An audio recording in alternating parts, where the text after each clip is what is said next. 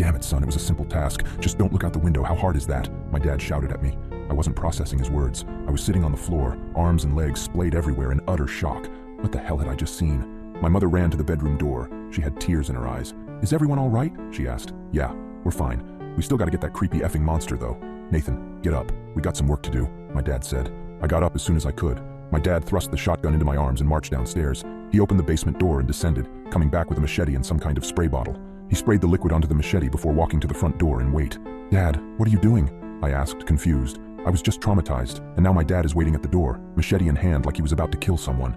Instead of a response, my dad just hushed me. The house was quiet for several seconds before a loud banging and howling came at the front door. We heard a rip, and we knew the screen door was no more. The wood of the interior door started to splinter, and I took a few steps backward. My dad glared at me. Nathan, now is not the time for this. Point the goddamn gun and get ready to shoot. I aimed the gun at the door, trying to find the spot where the howling was coming from. The door was strong, but it wasn't indestructible. The creature burst through the door, and I pulled the trigger in a moment of terrified panic.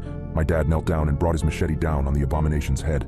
The howling ceased, and my mom rushed forward with a tarp to cover the spot where the door was destroyed. Honey, are you okay? My mom asked for the second time that night. She came up to me and kissed my cheeks, as if to make sure I was still there. She went over to my dad and did the same. We're okay, both of you, get in the basement. I gotta clean this up. I asked, basement? Why the basement? Everything was going by at the speed of light, and I couldn't help but question everything that was happening at the moment. Let's just get in the basement. Your father needs to clean up, my mom said, grabbing my arm and pulling me to the basement. We sat on the couch down there for what seemed like hours before my dad came in and put the machete up. He sat on the chair in front of us with an exhausted sigh. The three of us sat in silence for a few minutes. In that time span, my brain was able to come up with a coherent sentence. Dad, what was that thing? He just looked up at me, eyes dark, and said, Where do you think that howling came from?